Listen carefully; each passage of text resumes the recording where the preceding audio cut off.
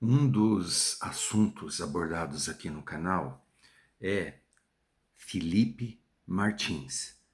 Eu dizia sempre o suposto provável autor da minuta golpista, mas agora já julgado, condenado, eu digo o autor. Ele foi o autor da minuta golpista. E eu abordo este assunto e venho abordando em vários vídeos, porque a proposta do canal é falar de assuntos relacionados aos livros que eu escrevi, a minha vida, a minha produção, enfim, e este é um deles. Eu digo isso porque quando um assunto ele se sucede em vários vídeos, assim, sempre alguém diz assim algo do tipo, ai, né, você só fala sobre isso, ou né, quando eu mostro os livros, você usa o seu canal para se promover, sendo que é o canal de um escritor, se eu não falar dos meus livros, né? Ou ainda quando eu refuto a história da igreja que eu frequento, contada por alguns, que é o assunto do meu primeiro livro. Um ou outro vem dizer, ai, que ao invés de você produzir seu próprio conteúdo, você fica falando do outro, dos outros, refutando e tal. Isso aí também faz parte do canal, de qualquer canal que tenha essa proposta que eu tenho. É, e assim, e um ou outro diz que toda vez que eu critico, que eu ataquei. Não é crítica, é atacar.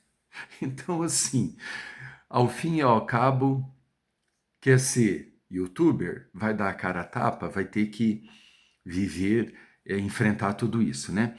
Mas, enfim, o Felipe Martins, ele entrou em contato comigo por conta justamente desse primeiro livro, História da Congregação Cristã, dos primórdios na colônia italiana em Chicago no século XIX, a reunificação das igrejas na mesma fé e doutrina nos anos 1980.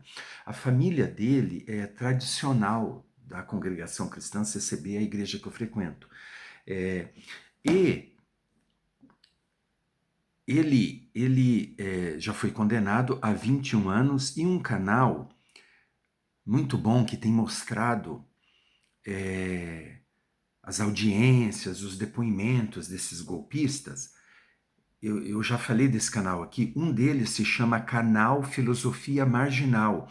Ele traz aqui um compilado do todo, digamos assim, do Felipe Martins, a audiência de custódia, o depoimento, a defesa e a fala dos ministros ali na condenação. O título aqui, deixa eu mostrar aqui para vocês a capinha, ele é um canal de humor, né? Então ele colocou Solitária Mumumu, 21 anos, uma caneta, eu gostei disso, uma caneta mata tanto quanto uma pistola. Aí depois o título, ali embaixo, né, o título mesmo, Depoimento, Defesa e Julgamento de Felipe G. Martins, ex-assessor e comparsa do Bolsonaro condenado. Aqui está, foto também do ministro Dino, foto do Felipe, deu reflexo ali, né, mas acho que dá para ler. Aqui eu, agora acho que lê bem ali. Então, pessoal,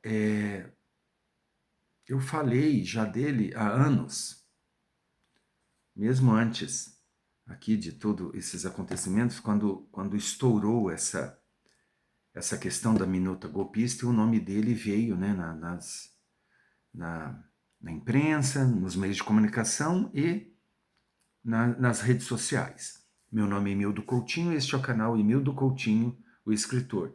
Eu vou mostrar aqui pedaços desse depoimento e do vídeo aqui, né, da defesa e tudo mais, e vou colocar nas descrições o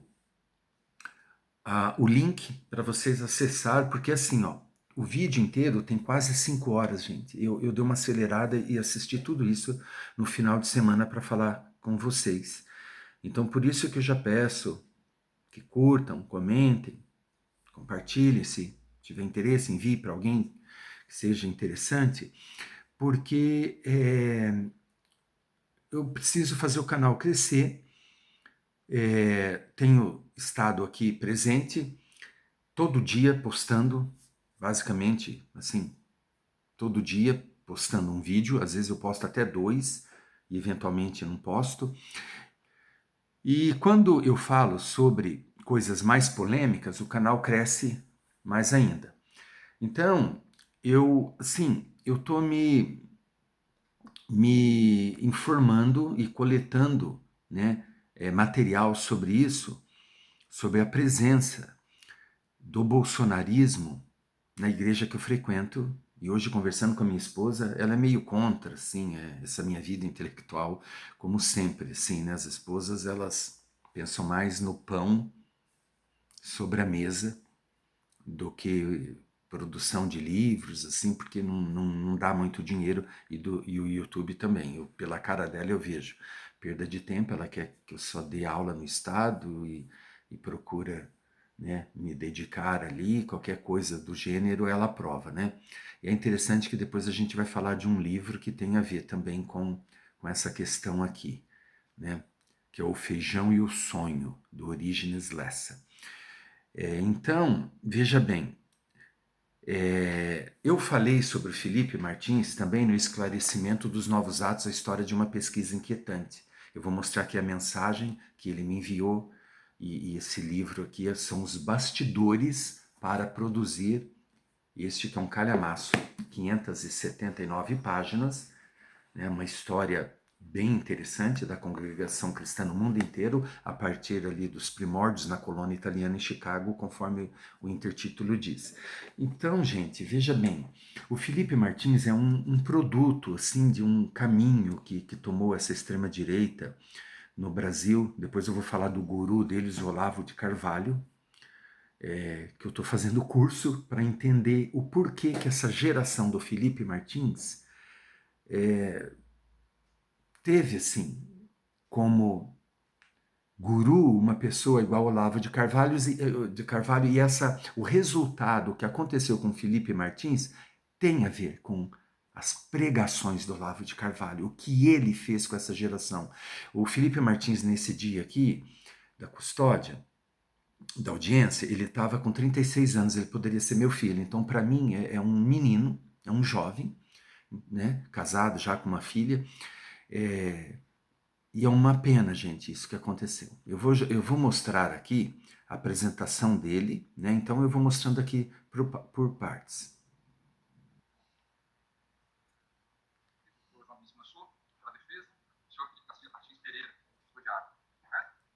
Sim, também acompanho presencialmente aqui. Sou sócio do Dr. João Mansur, também faço pesquisa.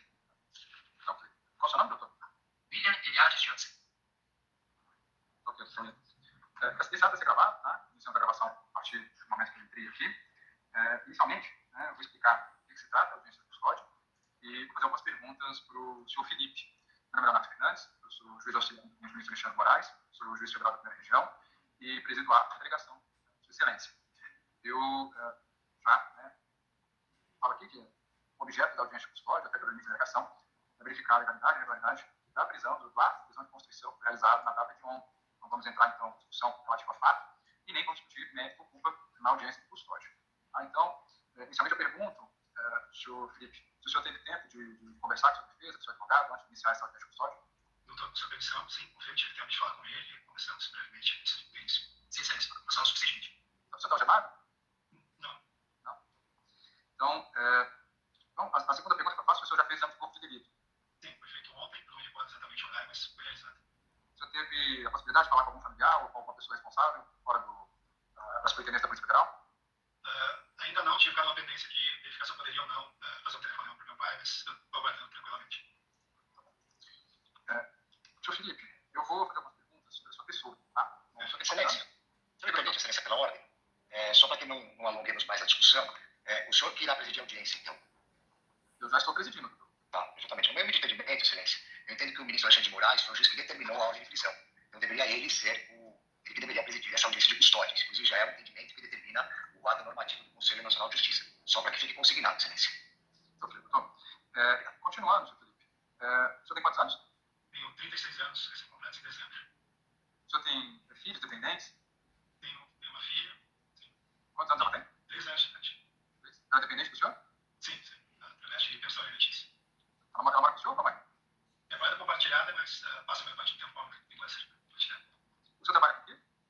Atualmente, estou desempregado, mas tenho carreira como professor, como analista político e também na área internacional, tanto no governo anteriormente, também há algum tempo trabalhando nessa área internacional, em embaixadas, como embaixada dos Estados Unidos, também no próprio Tribunal Superior Eleitoral, tive uma passagem breve em 2014, sempre na área internacional, assessoria internacional do TSE, por exemplo. Entendi. O senhor tem alguma doença, doença grave? Tem uma doença crônica, eu tenho um quadro que se repete em alguns intervalos maiores de cólica renal, pedra dos rins, mas não é contínuo, né? São intervalados de tempos em tempos, questão de meses, às vezes até anos. Isso tem Você toma algum remédio controlado para isso? Não, eu não sei se durante as crises o Toragezik, mas eu não sei se esse é controlado ou não, porque sempre eu saio do atendimento médico já com o medicamento receitado, então não tenho clareza sobre essa informação. O senhor tem direito de ficar em silêncio, eu não vou perguntar sobre os fatos, mas eu tenho direito de ficar em silêncio sobre os fatos. O senhor não é obrigado a responder as perguntas, e não vamos, como eu havia dito desde o início, não vamos discutir aqui o mérito. Mas o senhor foi cientificado, né, do motivo da prisão do senhor? Entregado para a sala de culpa, entregado para o senhor as razões No momento da operação, eu tive acesso aos 2 mandados, posteriormente, parcialmente, né, na manifestação do ministro Moraes, mas agora, recente, na conversa que eu tive a oportunidade de ter com um advogado, até o momento ainda não tinha muitas informações. O senhor sofreu alguma agressão, violência, de ontem para hoje? Não. Vou passar então a palavra ao representante da Procuradoria de Ordem Pública, Dr. André Adson, e de seguida passo para a defesa. Doutor, obrigado, excelência. Alguma observação? Excelência, obrigado. Eu vou encaminhar pelo chat aqui. Vocês estão me ouvindo? Sim, perfeitamente.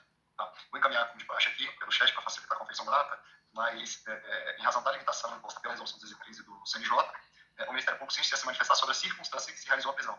Dessa forma, consoante a própria narrativa do senhor Felipe, este órgão ministerial manifesta pela rigidez do ato que efetivou a significação cautelar. Por fim, os aspectos formais e materiais do exercício serão objeto de manifestação oportuna nos autos. Obrigado, excelência. Doutor João Benício Mansur? Sim, excelência. Renovo aqui os cumprimentos a Vossa Excelência, ao digno representante do Ministério Público. Eu já vi que Vossa Excelência fez algum... Bom, eu achei interessante. Eu vou mostrar partes, pessoal. Não sei como vai ficar o áudio. Eu acelerei 1.5 só, para não correr muito. Assim, ali você viu que a defesa falou que quem deveria estar interrogando ele seria o Alexandre de Moraes, pela lei lá e tal. Ele dá, né, sempre, né, o número ali da lei, enfim. Esse juiz que interroga foi um juiz bem presente aqui nos processos e até onde eu entendo é um dos juízes auxiliares do ministro, porque o ministro não daria conta. Então eu não sei, assim, em relação a isso, mas certamente está dentro dos conformes para poder estar acontecendo, né? O porquê também que eu digo isso? Durante ali, eu vou mostrar um pedaço da defesa do Felipe Martins, eles negam tudo, até é interessante aqui, nos comentários, né, que eu vi nesse vídeo, as pessoas falam, não, eles negam até a morte, né? E sempre negando, negar é uma tática. Agora, sim, o advogado, ele sim, trouxe ali provas de que Felipe Martins é inocente. Todas as provas, os documentos vieram do Diário Oficial, né? E ele falou que a acusação usava documentos apócrifos, né, que não eram oficiais, e que ele ficou no Diário Oficial. Só que depois, na fala do ministro, a gente vai ver que tem outros documentos também, que não necessariamente tudo está no Diário Oficial, mas os outros documentos provaram que Felipe Martins era sim o autor dessa minuta. Então foi toda uma narrativa, assim, que até uma aula de direito, assim, se a gente começa a se debruçar sobre isso e a entender, ainda mais pessoas que são leigas como eu nessas questões jurídicas, né? Estou me inteirando disso agora, né? Então, é muito interessante também ali o Felipe Martins, quando ele responde sobre a vida dele, ele fala que ele nasceu em Votorantim, ele é de Votorantim, e realmente Votorantim seria uma das igrejas primeiras que surgiu no Brasil com a doutrina que eu narro nesse livro. Então a família dele, quando ele entrou em contato comigo, por conta desse livro, ele disse que está há 75 anos na congregação cristã. E faz sentido tanto tempo e ser de Votorantim, né? Porque iniciou em Santo Antônio da Platina, né? Através do missionário que veio ao Brasil, passando por São Paulo, Luiz Franciscon. De Santo Antônio da Platina, ele volta para São Paulo e passa por Votorantim. Então, Sorocaba inicia uma obra ali, ele já deixa plantada essa semente, né? Então, é bem interessante isso. E né, ali a família do Felipe Martins, uma das pessoas, né, dessa obra pioneira também que começou a crescer ali, né? Então, assim, por isso que eu falei do interesse de escrever algo sobre essa questão bolsonarista na congregação cristã, porque terá muito material, gente, infelizmente, de todas as igrejas, né, onde o bolsonarismo está ainda, que esse ano vai ser terrível, presente, a única que saiu tiro foi a CCB. Se é um tiro ali no pátio, sabe? Algo assim, saiu, né, saiu assim por nos meios de comunicação, naquele documentário da Pietra, né? Apocalipse nos trópicos. Então eu já tenho material assim, a partir de uma subjetividade na minha relação com tudo isso, escrever algo e eu vou começar a escrever, me dedicar, apesar de fazer milhões de coisas, a produzir isso para que fique registrado, né, em livro. Porque em notícias e no documentário já está aí, mas algo bem, um recorte em relação à minha experiência, tudo que eu vivi, né? Falei no livro sobre o leite não derramado, também sobre essa ideologia, inclusive lá eu menciono também o Felipe Martins, mas daí um romance, narrado em formato de ficção, por isso que a gente chama de autoficção, porque eu falo de mim através de um alter ego, porém contando acontecimentos reais, né?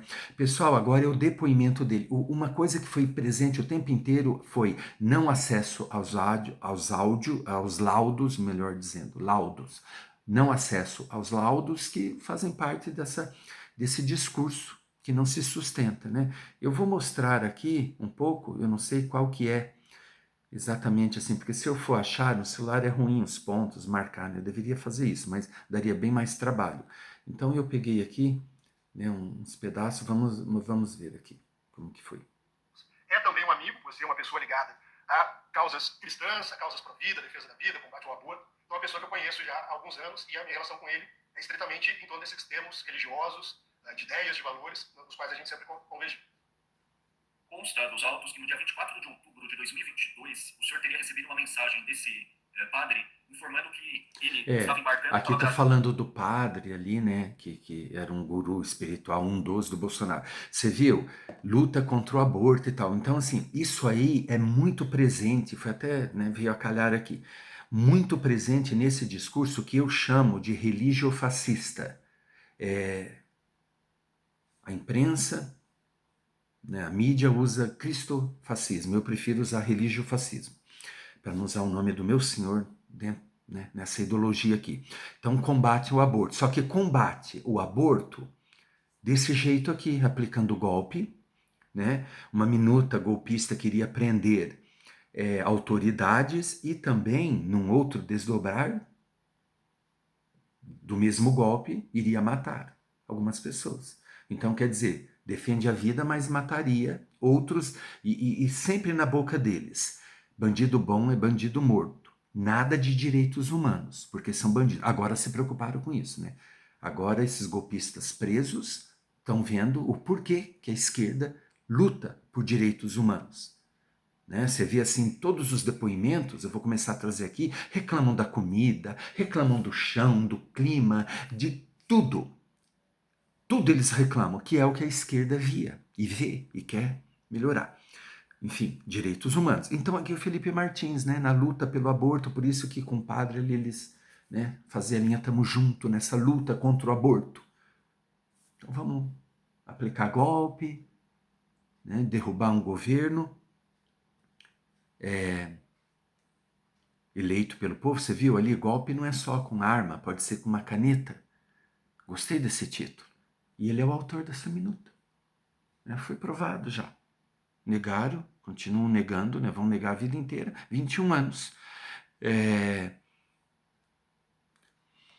sei lá, aqui eu poderia falar nessa questão aqui né, do que eles pensam e as políticas públicas em relação ao aborto, mas senão vai desvirtuar aqui, mas eu tenho falado sobre isso, o que é exatamente, e sou muito atacado, até assim, né?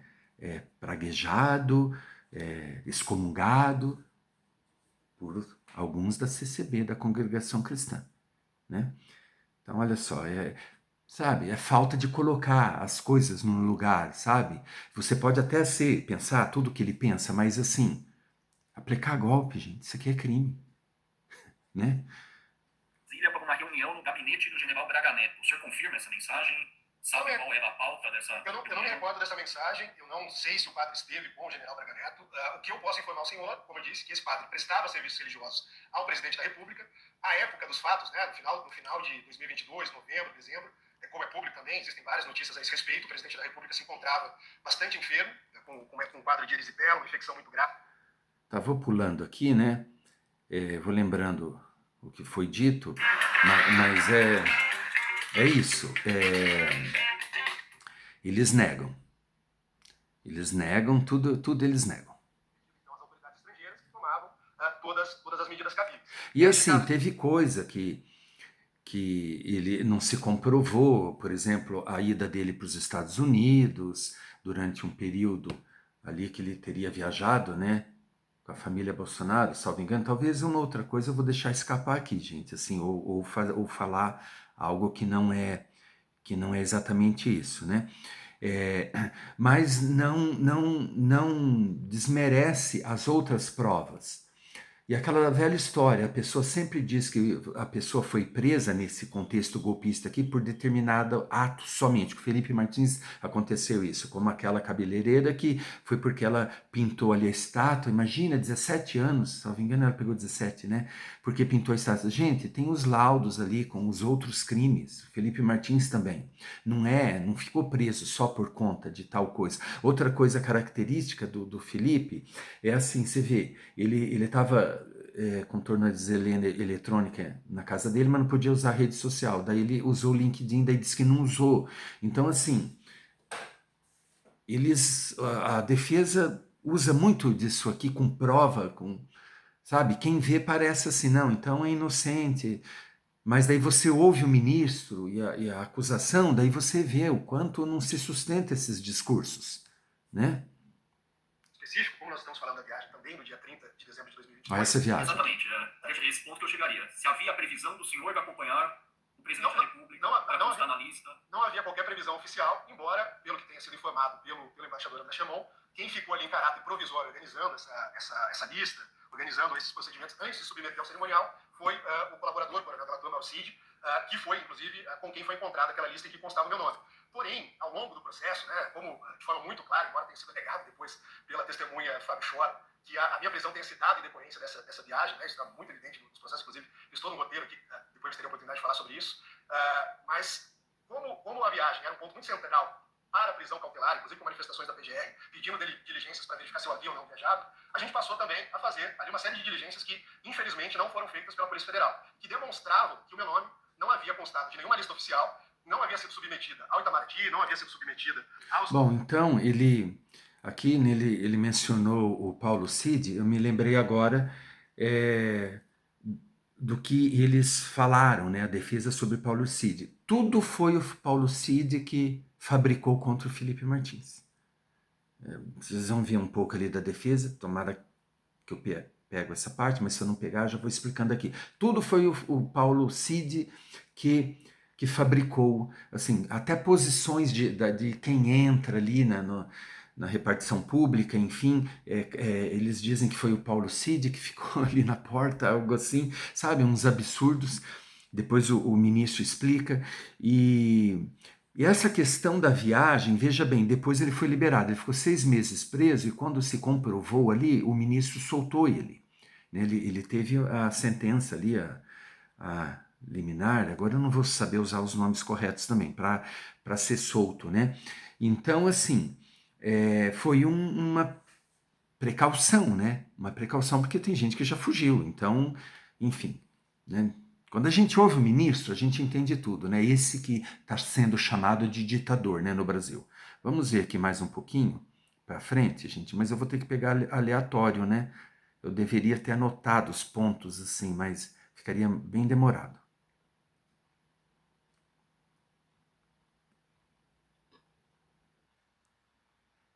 Eu estou tendo problema aqui embaixo, gente, com a internet. Preciso ter um modem aqui embaixo, algo assim, Smash, acho que é isso que eles chamam, por isso que eu peço apoio, né? Aí tive que fazer aqui, subir para ver se conectava novamente nesse celular. Eu não só pediria para ser mais objetivo. O senhor está tendo toda oportunidade, como o senhor mesmo destacou agora na fala do senhor, que o senhor deixando o senhor falar à vontade. A única coisa que eu peço é que o senhor seja mais específico. Eu não me recordo de ter repetido, mas, de novo, como eu falei, ressaltei, inclusive, como justificativa, porque eu entendo que há limites para a autodefesa, embora a ampla defesa e o contraditório devam ser exercidos idealmente, sempre apenas dentro do limite da lei, mas justifiquei ao senhor, inclusive, que há discursos, há um discurso introdutório na denúncia e tudo mais, que fala sobre a democracia. E, ao meu entender, a violação de liberdades fundamentais, a violação de direitos mais básicos, como a liberdade de expressão, são, sim, pilares essenciais da democracia que não têm sido respeitados, paradoxalmente, dentro desse processo.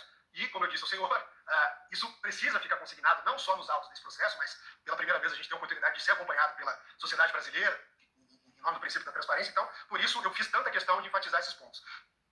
Bom, você viu, ele é bem assim, né? Fala bem, né? Inteligente e tal, né? Então, a liberdade de expressão. Eu preciso ter liberdade de expressão para dar golpe, sabe? Então, a gente vai lendo aqui nas entrelinhas, né? Basicamente é isso. Gente, quando ele entrou em contato comigo, eu fui ver quem era ele foi já acusado, respondeu, né, processo, de ter feito um gesto de supremacia branca atrás ali de um ministro que estava dando entrevista. É um gesto assim, né, que você faz tipo um ok, assim, com os dedos, sabe? Ele falou depois que estava ajeitando a gravata. O gesto de supremacia branca é um gesto fascista, nazifascista, né, em relação a afirmação que há uma raça, né, branca superior às outras, né? Como se esse conceito de raça existisse e muito menos em relação à cor da pele, né? Então você vê aqui que eles discutem, né? A defesa ali fez o registro de que não está tendo, né, que deveria ser o Alexandre de Moraes, então foi permeado por algo desse gênero, assim, essa defesa. E quando são comentários da extrema-direita, que eu também vi comentário dessa gente, é assim, agora pegou um inteligente, viu? Quando é inteligente, a coisa é diferente. Gente, todos tiveram ampla defesa com advogado, tudo, sabe? Não teve, assim, sempre eu falo, perfeição não existe, né? Você viu, foi preso ali porque houve uma questão que poderia, né, ele ser caracterizado como tentativa de fuga, depois ele é liberado e tal, e assim é a lei para todos, né? Ele não é diferente de ninguém, né? E depois, no escopo ali da discussão, da defesa também, colocaram o Felipe Martins como um bode expiatório, como se ele não fosse ali importante nessa história, sabe? Fosse alguém que foi escolhido ali, né? Para que sacrificassem, assim, principalmente o delator, né? Da delação premiada, o Mauro Cid. Então, algo assim. Vamos ver mais um pouquinho aqui, depois eu vou para advogado. Sobre a denúncia. Há, como eu disse, apenas 3 elementos: delação do coronel Mauro Cid, depoimento do general Freire Gomes e registro de entrada. O depoimento do general Freire Gomes está superado, ele esclareceu tanto no núcleo 1 quanto em termos de declarações juntados no núcleo 2, que ele jamais disse que eu estive nessa reunião, assim como as demais testemunhas de acusação e também os coréus, né, relacionados a esses fatos. Inclusive, excelência, também não posso deixar de frisar que até me causa estranhamento o fato de eu estar no núcleo 2, eu passei aqui ouvindo, evidentemente com todo respeito, o depoimento do colega, do delegado Fernando, mas assim, eu não entendi nada. Toda a denúncia, toda a narrativa da acusação que me foi imputada está concentrada no núcleo 1. E nós não tivemos, inclusive, a oportunidade de inquirir os demais, ou interrogar os demais réus do núcleo 1, que eram pessoas relacionadas aos fatos que estão sendo investigados aqui, de modo que esse é mais um prejuízo que vem sendo causado à minha defesa. Também gostaria que ficasse consignado que o período em que eu passei na prisão, e que eu estou atestando a minha palavra, isso foi dito também por testemunhas, inclusive por uma testemunha que coletou isso de outras pessoas, parte do período em que eu passei na prisão foi feito em isolamento, após o período de triagem, numa cela sem iluminação, verificada pela psicóloga da unidade, verificada pelos funcionários da unidade, durante 10 dias. Enquanto... O senhor relatou isso para o juiz corregedor? Dá um juiz corregedor que vai todo mês, né?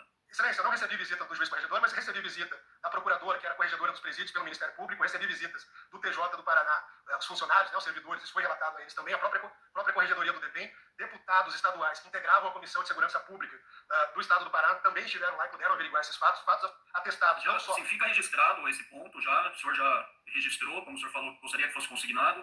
Vamos concluir. Excelência, ainda não terminei sobre esse ponto, porque é importante, até para Ó, se ele é tão esperto, veja bem, tem ali os momentos certos de falar as coisas, né? Então, se tiver fora, né, o que fizeram com ele, tudo bem, ele quer registrar que está aproveitando o momento, mas você viu, o juiz corta e vindo de alguém, assim, de uma defesa com tanto discursos e tal, é um inocentinho, não tem nada, sabe? Não fez nada de errado.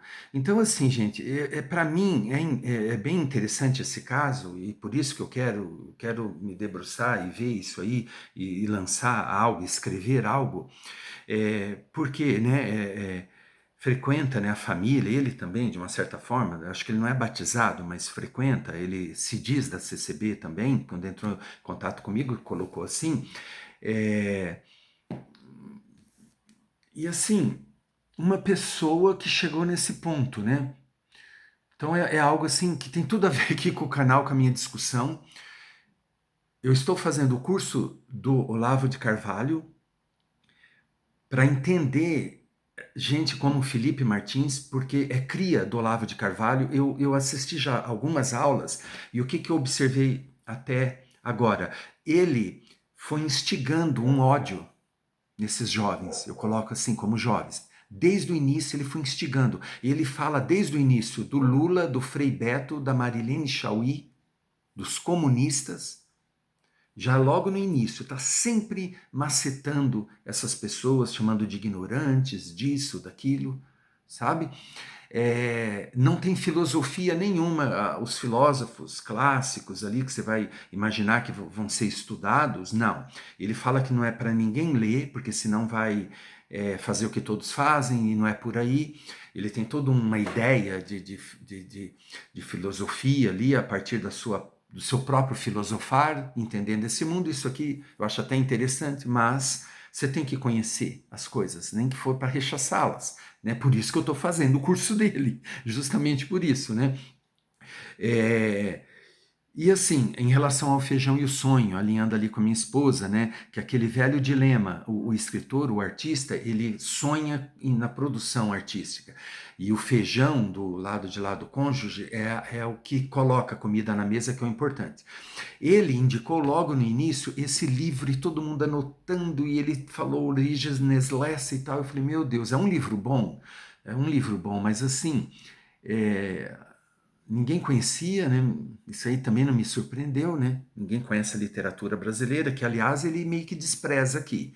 Ele pega um livro o Olavo de Carvalho, ali da época dos anos 30, ali, muitos escritores nordestinos, tipo José Lins do Rego, com um livro que eu até li por conta do Olavo de Carvalho, que eu tinha meio que visto quando era criança, né? Menino de Engenho. Ele despreza essa literatura porque ele pega a literatura regionalista brasileira e compara com os grandes clássicos universais, sabe? É uma comparação assim que não faz sentido do jeito que ele faz, para desprezar a nossa literatura. Então assim, você vê sempre desprezando a cultura brasileira e outras coisas que eu ainda vou averiguar, né? Uma hora eu vou gravar só sobre isso. Então, porque eu vejo muita gente falando do Olavo e não fez o que eu fiz, né? Então, assim, Felipe Martins é cria dele. E olha que ponto chega, né? O Olavo tá morto. Ia ficar feliz porque, assim, essa geração do Felipe ia conquistar mudar o Brasil, conquistar o mundo. Era isso que o Olavo colocou na mente deles, né? E para mim tem essa pegada pessoal, né? Essa pegada pessoal. Eu marquei aqui, né? No livro Esclarecimento dos Novos Hábitos, eu coloquei a mensagem do Messenger do Felipe Martins, até com a foto dele ali, sabe? Nem sabia quem ele era. Felipe G. Martins. Olha só. Boa noite, meu caro. Como vai? Sou membro da Congregação Cristã Neto de Ancião. Infelizmente, já falecida há muitos anos e de uma família que está há 4 gerações na congregação. Minha avó é batizada há 75 anos e os pais dela já serviam a Deus na congregação. Desde 2019, ocupa o cargo de assessor-chefe da Assessoria Especial de Assuntos Internacionais do Presidente da República, o que tem me proporcionado acesso a alguns dos arquivos do governo que não são disponibilizados ao público e me permitido colher muitas informações interessantíssimas sobre a congregação. Estou tentando adquirir o seu livro, mas, além disso, gostaria também de trocar algumas ideias contigo sobre a historiografia e outros aspectos da congregação. O Leonardo Alves, que parece ser uma fonte recorrente na sua obra, é um amigo de longa data. Um abraço. Bom, Leonardo Alves, eu falo muito dele aqui também, porque ele entrou em contato comigo em 2001, 2002 nos Estados Unidos, porque um pesquisador estadunidense mandou o meu contato para ele. E ele traduziu vários documentos, fez ali um ensaio sobre o seu avô, que é um pioneiro aqui no Paraná. Por conta disso, nesse livro está cheio de referência ao Leonardo. Inclusive, nossas conversas, eu coloquei como entrevista, né? Conversei bastante com ele, né? Penso bem diferente dele e agora ele se alinhou aí com o pessoal, que eu também falo muito deles aqui, vou continuar falando, dei aqui uma pausa e tal, porque tem gente que às vezes você começa a criar até asco, porque tá toda hora aqui e te diminuindo e tal, e não entende que um canal como o meu é para falar assim, para refutar, para fazer react, né? Mas mesmo você fazendo, eles não gostam, né? Enfim, então você vê como as coisas vão se misturando aqui. E para fechar aqui, voltar ao vídeo, o livro ali do Olavo, que todo mundo anotou, Feijão e o Sonho, foi adaptado pela TV Globo. E ninguém nem sabia. Imagina que vão saber nos anos 70 e tem a minha playlist de obras adaptadas aqui. Vou até colocar no finalzinho desse vídeo o vídeo em que eu falo de O Feijão e o Sonho, que foi adaptado, né? Então eu fiquei pensando, olha só os livros ali que... Tudo bem, é algo meio que universal essa questão do feijão e o sonho, né? Mas assim, e livros de filosofia não, né? Então é interessante esse tipo de coisa ali do curso do Olavo, né? Mas vamos voltar aqui, vamos ver se a internet não caiu, gente. E passar mais para frente ali para a gente ganhar tempo. Fosse inconveniente ou Tá. Então eu vou meio que explicando aqui, né? Ele ali aproveitou o momento, né, para poder falar, né? Coisas que não é o momento de falar. Fala muito bem. Olha a defesa aqui do advogado aqui de Curitiba, né? Tá 22 ali, mas é 25, tá? Eu errei, tá? Tá data, ó, 10/6/2025. Almir Garnier, o assessor que apresentou os considerandos foi o próprio coronel delator. Então nós temos o presidente Bolsonaro e o almirante Almir Garnier falando que quem apresentou na famosa reunião do dia 7 a minuta com considerandos foi o próprio Mauro Cid. Inclusive, ministros, hoje da oração do... exatamente assim, que o general Mário havia dito em determinado momento que o Mauro Cid estava em uma reunião importante no dia 7. Bingo! É a reunião que ele estava com os comandantes apresentando os considerandos. Ministro Zanin, com o máximo respeito a Vossa Excelência, só para justificar, no início eu fiz uma questão de ordem, tenho muito respeito por Vossa Excelência, e já disse isso várias vezes. O senhor é motivo de muito orgulho para nós advogados. E o senhor, quando da Operação Zelotes, o senhor em 2009, o senhor criou uma tese doutrinária que é maravilhosa, e eu invoco para este caso, que é a tese da minuta. À época se discutia a circulação de uma minuta provisória, apócrifa. E Vossa Excelência acertadamente colocou em sua defesa que foi aceita, por isso eu utilizo aqui com o máximo respeito que tenho por Vossa Excelência, de que a minuta que se imputa nestes autos a Felipe Martins é ainda mais imprestável que aquela, porque esta sequer circulou. Esta simplesmente foi apresentada por Mauro Cid e ficou retida com Mauro Cid. Tanto é que a perícia encontrou essa minuta no celular e no computador do Mauro Cid. Então se imputa a Felipe Martins uma minuta como aquela das Zelotes, apócrifa, sem origem. É disso que se trata. Essa questão, só um exemplo aqui, depois eu vou deixar mais no Alexandre de Moraes, porque ali ele desmonta tudo isso aqui. Essa questão da tese ali levantada, né, acho que foi essa palavra, foi bem interessante assim, né, porque nessas minhas produções eu fico pensando, né, então eu vou alinhando aqui com coisas que me vêm à mente, né, a questão de chamar de religiofascista, né? É um termo que eu cunhei, então me fez aqui pensar, né? Nessa tese ali que ele até traz para a defesa, né? Muito bem colocado. A defesa dele ali é bem interessante porque ele usa muito a audiência ali, os juízes, assim, né? Ele vai citando nomes e tal, e falando, veja bem, você mesmo, tal, como disse, e sempre ali enaltecendo os ministros. Mas não se sustentou, porque com a fala do Alexandre, a gente vê depois o voto dos outros, né? Inclusive a Carmen Lúcia falando dessa questão ali da reunião, né? Vamos ver mais alguns documentos aqui, o jeito que ele apresentou, eu vou deixar agora na horizontal para ficar mais fácil. Porque o Mauro Cid, e somente ele, disse que, se não me engano, seu pai estava na reunião. Ele não trava mais a certeza. Ele disse, eu não me engano. Sabe por que ele disse, eu não me engano? Porque ele também errou o Batista Júnior. Ele inclui o Batista Júnior. Sabe, provou que não estava. Estava em uma formatura da Força Aérea. Tá, essa questão da presença do Felipe ali, o Alexandre vai falar. Essa questão de mostrar documentos, ele ficou no Diário Oficial, me faz lembrar também algo que eu estou vivendo para contar essa história.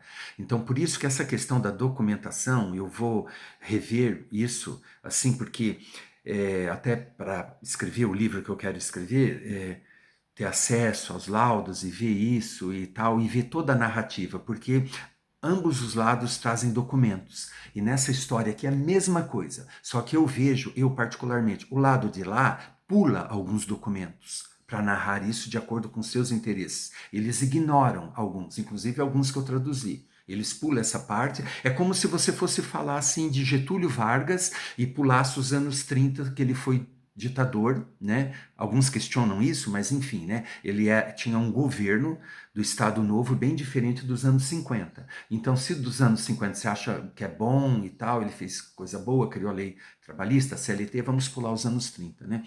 Aqui, as narrativas, enfim, baseadas em documentos. São sempre a mesma narrativa. É interessante como que a gente chega a uma conclusão nossa, pessoal, subjetiva. É nós vermos tudo isso e encontrar as falhas em ambas as narrativas, né? Coisa que eu sempre falo para as pessoas, leem meu livro e veja os documentos que eles pularam, né? Aí, ele termina, né? Eu queria mostrar o finalzinho. Vamos ver aqui mais um pouquinho, né? Ela é imputada a Felipe Martins, dizendo que, inclusive, Felipe Martins estaria, a posteriori, Felipe Martins integraria o núcleo de relações institucionais no gabinete de crise, né? E aí tem o nome do Felipe Martins, mas excelência, isso aqui é muito importante. Essa listagem, perceba, na lista 3 nós temos assessoria de administração. Não tem nome de ninguém, tem 3 pontinhos ali, ó, tem 3 tracinhos. Na primeira fileira, assessoria parlamentar tem nomes e não tem esses tracinhos. E assim segue. Em todas as planilhazinhas que tem nome, não tem tracinho. O que não tem nome tem tracinho. O do Felipe, em especial, tem 3 tracinhos, em uma função que ele nunca exerceu. Está ali, assessoria de relações institucionais. E estão pedindo, a PGR pede a condenação do Felipe Martins, com base também nessa minuta, dizendo que o Felipe estaria no gabinete de crise. E junta esse documento. O general Mário disse que, em verdade, não era Felipe Martins nesse documento, mas era Rafael Martins. O general Mário já explicou isso daqui. Ele disse, não é Felipe Martins, está errado. É Rafael Martins. Então, assinalado, escrutinado, eu fiz isso para narrar essa história, né? Interessante, assim, né? O Felipe Martins se destacou bastante com essas notícias, assim, né? Depois que estourou isso, ficou na mídia, né? Mas quando ele entrou em contato comigo, eu fui ver quem era ele e tal, que eu vi ali os gestos, o que tinha acontecido com ele. Aí eu vi, tem uma foto assim, ele lá conversando com Trump, e a postura dele chamou a atenção das pessoas, ele foi criticado, ele tá quase caindo da cadeira, com a mão no bolso, assim, todo largadão, conversando com o Trump assim, né, e tal, né? E o Eduardo, assim, com aquela meio encolhidinha, assim, Eduardo Bolsonaro, né, assim, né, na frente ali do presidente da superpotência, o Felipe Martins meio largadão, assim, né? Então você vê que havia, né, até por essa posição dele, um orgulho, né, algo assim, da posição que ele ocupava. Sei lá, gente. Eu vi um discurso dele falando dessa questão, assim, da teoria de Olavo de Carvalho sobre Gramsci, né? Um filósofo marxista italiano, né? Que falou assim, você quer conquistar uma nação, conquiste através da educação, aquela geração que vai crescer, né? Então, em cima disso, eles têm, assim, um pensar, uma teoria, assim, bem teoria de conspiração mesmo, porque essa questão dos discursos, gente, é sempre a mesma. E eu já disse que é igual ao cristianismo, ide por todas as nações semeai o evangelho. É sempre uma conquista de todas as nações, conquista das populações. Então, assim, vai ser sempre a mesma. E daí há os confrontos, porque vão ter, por exemplo, na questão da religião, outras vertentes. E daí como que fica? Então, enfim, é algo assim que não se sustenta, gente, não se sustenta. Até porque tem um monte de professor de extrema-direita também, então é algo que você vê que é só em mentes insanas, assim. Tem uma propaganda aqui. Ruim essas propagandas, né, gente?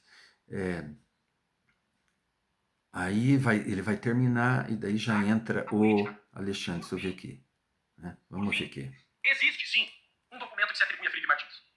Peço vênia ao que eu disse. Existe. Existe um único documento com metadados de Felipe Martins. Esse, sim, diz respeito à função que ele exerceu de assessor do presidente Bolsonaro. Esse, sim.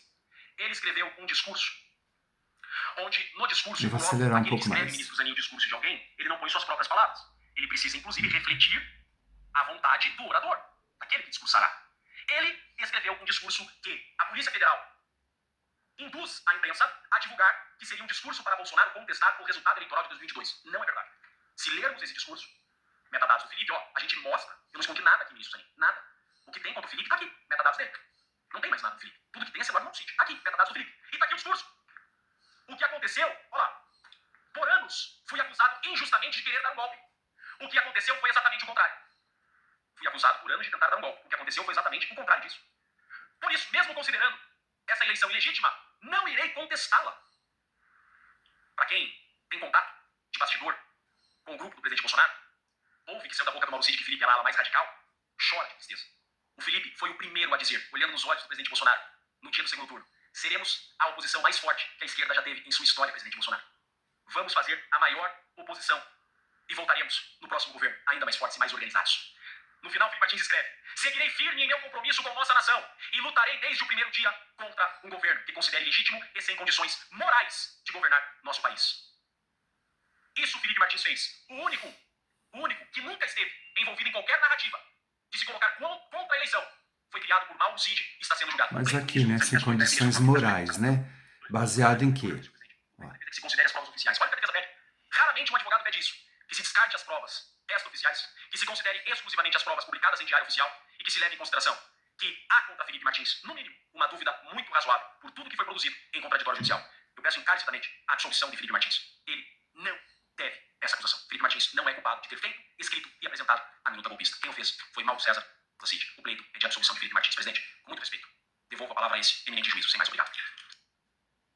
A denúncia, conforme consta na denúncia, Felipe Garcia Martins Pereira teria auxiliado o líder da organização criminosa, Jair Messias Bolsonaro, na elaboração e apresentação da minuta de decreto de golpe de Estado, para a implementação de medidas ilegais de exceção do país, bem como teria sido incluído no documento de instalação de um gabinete de crise após o que se pretendia a consumação do golpe de Estado. Um outro item de participação, a minuta do golpe de Estado e apresentação aos comandantes das forças.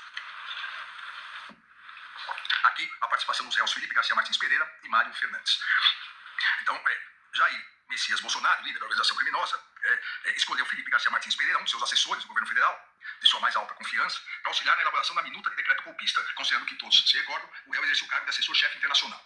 Os elementos de prova demonstram a confiança que o réu Jair Messias Bolsonaro tinha em Felipe Garcia, tendo sido salientado pelo próprio réu que o então presidente da República buscava o seu assessoramento em diversas situações que não estavam relacionadas propriamente às suas atribuições na assessoria internacional. Eu cito, inclusive, o discurso produzido após a derrota eleitoral mencionada por Felipe Garcia Martins Pereira em seu interrogatório judicial, que foi localizado pela Polícia Federal durante a investigação. O discurso 31/10, com metadados de criação do autor Felipe Garcia na data de 31 de outubro de 2022, conforme consta aí na tela. É um documento, 3 laudas, consistente em uma minuta de discurso que teria sido produzido por Felipe Garcia para ser pronunciado pelo então presidente Jair Bolsonaro em razão do resultado desfavorável nas eleições de 2022.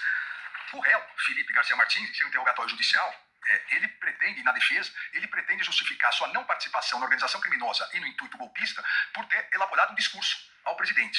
Agora, basta verificarmos qual o discurso.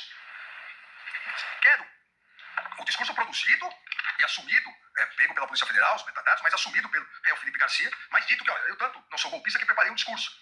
Quero confessar que me enganei ao pensar que o problema dessa eleição seria apenas a urna eletrônica, que nossos inimigos seriam os algoritmos e que os hackers representam o maior risco para a integridade do pleito eleitoral. A ignorância, aqui falo eu, a ignorância é tanta, ou a má-fé é tanta, que até hoje, má-fé criminosa, até hoje a desinformação pretende dizer que é possível os hackers invadirem as urnas eletrônicas que são offline, não são online.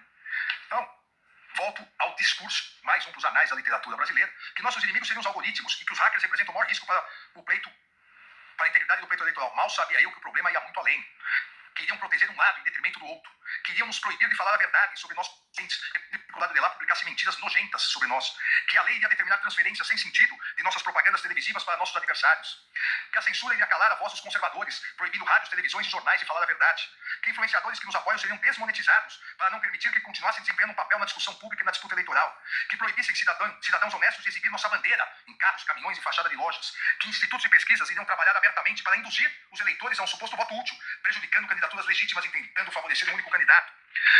Que a parcialidade chegaria ao ponto de ignorar por completo mentiras criminosas sobre o salário mínimo, a aposentadoria, 13º e aí vai. Que seríamos proibidos de chamar um outro candidato de corrupto, ladrão e ex-presidiário, além de não poder sequer explicitar que ele jamais foi inocentado. Que o descontrole e a má-fé das inserções nas rádios daria uma larga vantagem de veiculação para o bando do Lula, nos roubando milhões de veiculações. Mentiras todas que foram, na verdade, tentadas pela organização criminosa para reverter o pleito eleitoral. Veja, que o descontrole e a má-fé nas inserções dos rádios daria uma larga vantagem.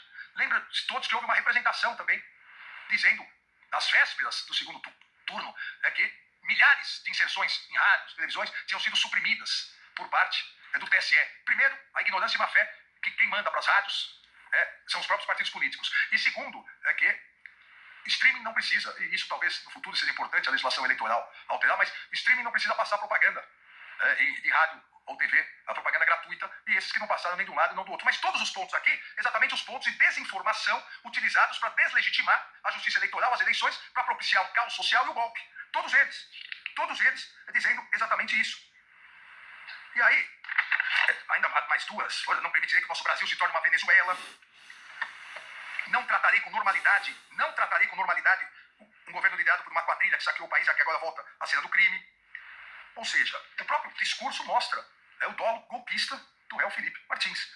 O próprio discurso mostra que já fazia parte da organização criminosa, já tinha intenção e a adesão consciente e voluntária para impedir que o resultado das urnas fosse devidamente aceito por todos.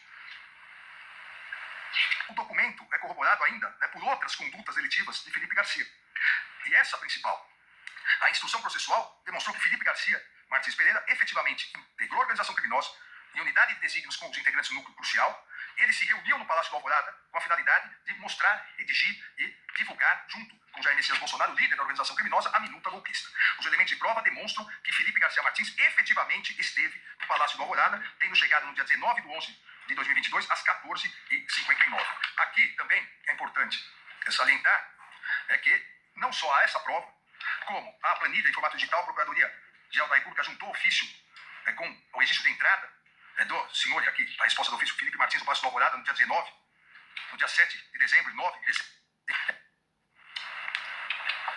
A entrada de autoridades, a defesa, todos se recordam, a defesa tentou desqualificar essa planilha de entrada de autoridades, dizendo que as letras, isso, aquilo, todos nós que temos costume de frequentar ambientes oficiais, sabemos que essa é a planilha.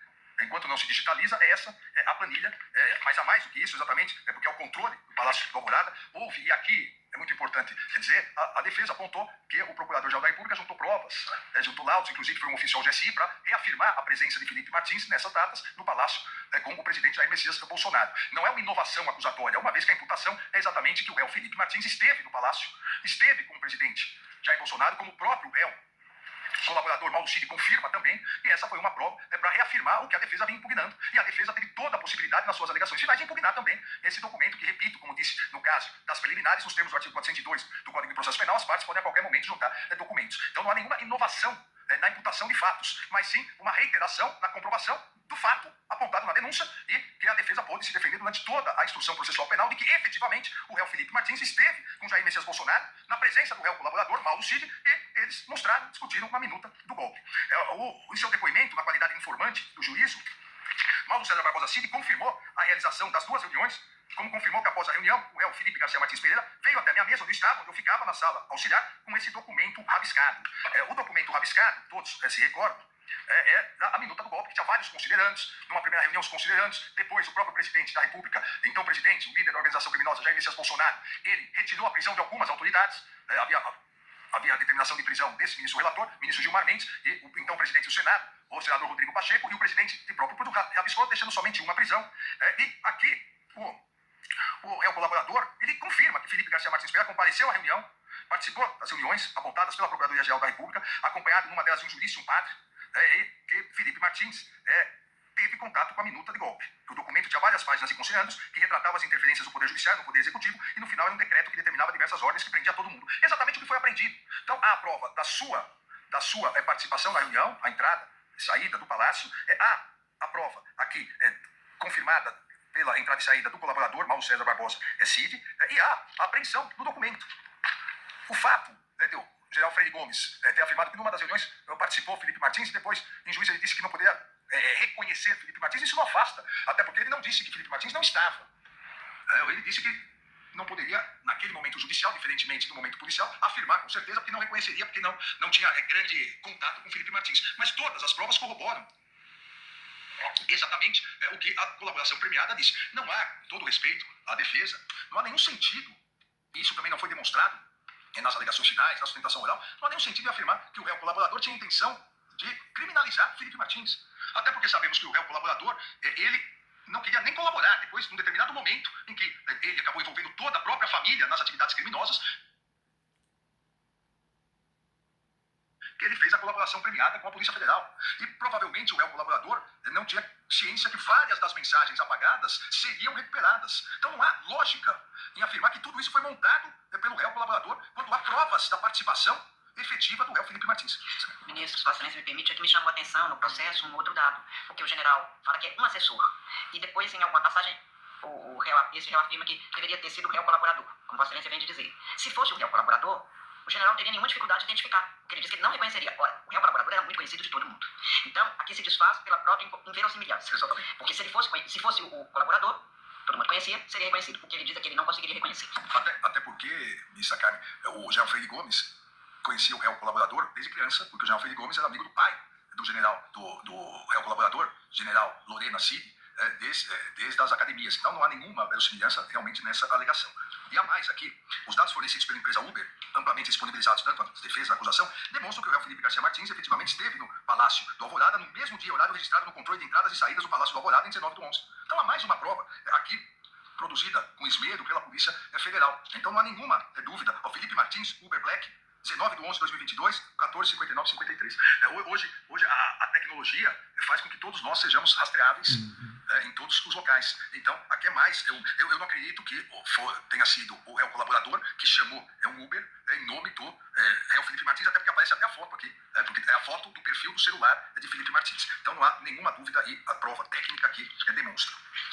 Em 6/12/2022, Mauro César Barbosa Cid confirmou, também aqui em 6/12, que o réu, líder da organização criminosa, Jair Messias Bolsonaro, recebeu um documento de Felipe Garcia Martins consistente em uma minuta de decreto de golpe de Estado, com detalhamento de diversos considerandos com supostos fundamentos a serem executados. Exatamente o que vimos atrás, há poucos momentos atrás. E essa minuta já foi reafirmada pelo tenente brigadeiro Batista Júnior, foi reafirmada pelo general Freire Gomes, e pouco importa, e aqui já dissemos anteriormente, mas em homenagem à defesa, ou às defesas, o fato de terem sido apreendidas minutas diversas, isso demonstra exatamente e corrobora o que o próprio réu colaborador disse, que cada minuta era aprimorada. Começou com considerandos, depois o próprio presidente de próprio punho retirou algumas prisões, e isso foi sendo estabelecido até que também foi apreendido na casa, na residência do réu Anderson, já condenado, ex-ministro da Justiça. Então, ao invés disso afastar a veracidade das afirmações do réu colaborador, isso só reafirma a veracidade do réu, das declarações do réu colaborador, que foram confirmadas por todas essas provas produzidas, é muito importante dizer.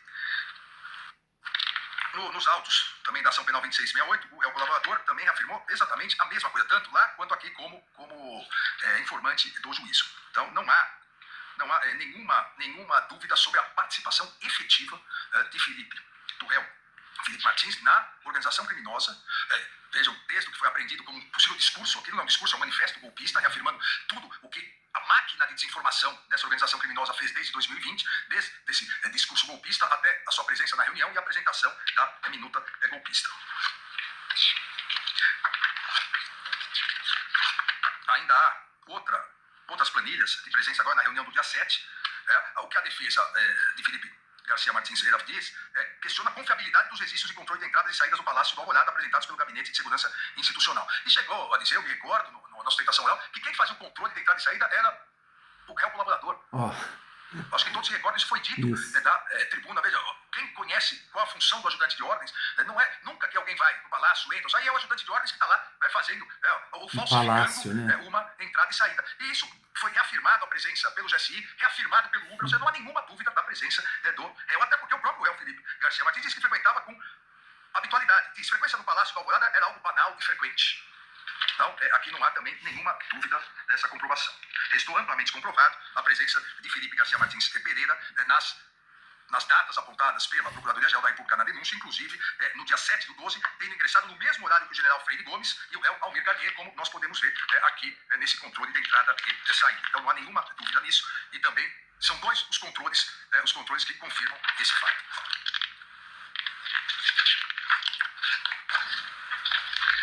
Todos nós nos lembramos que no depoimento judicial, e as provas foram compartilhadas,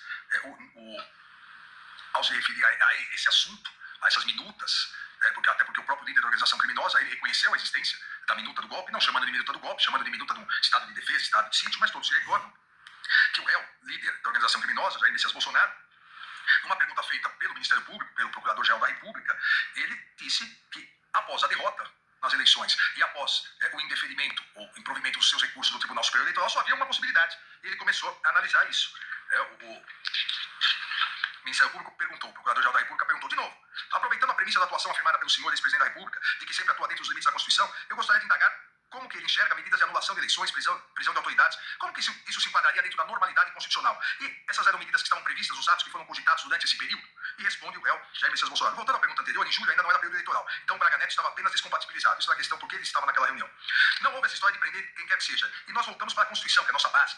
Quando entendemos que não podíamos fazer mais nada no TSE, tendo em vista o valor da multa. Eu desconheço até, aqui no Brasil, qual advogado que peticionou alguém cujo cliente foi multado. Eu entendo, não é? Posso estar errado, senhor ministro, se o TSE apenas indefinisse, ia ter mais umas 2 ou 3 petições, e estava encerrado o assunto. E agora, o importante. Quando houve a blindagem, porque essa multa podia aumentar, porque a acusação foi litigância de má-fé, ou até uma outra medida administrativa mais grave contra o Partido Liberal, sobrou para a gente buscar uma alternativa na Constituição, que rapidamente não foi discutido, foi conversado. Hipóteses de dispositivos constitucionais. E aí eu perguntei.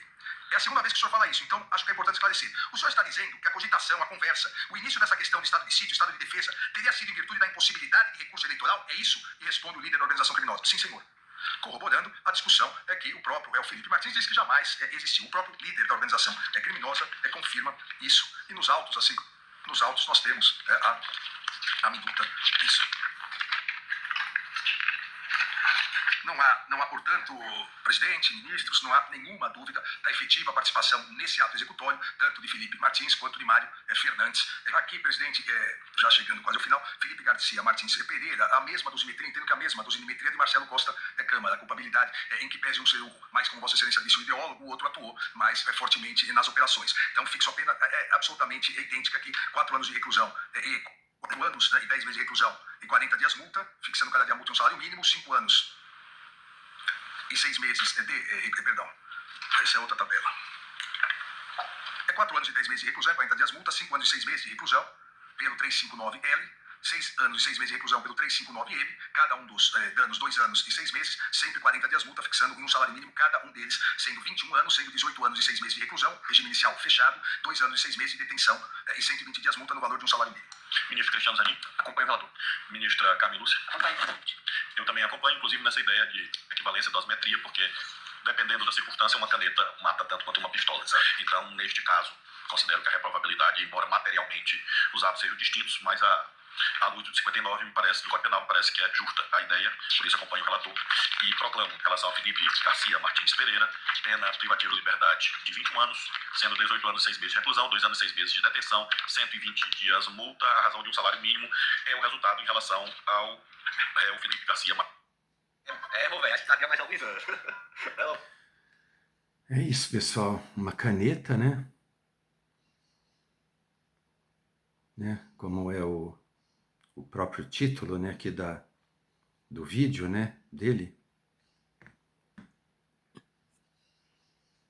Uma caneta mata tanto quanto uma pistola, né? Pois é.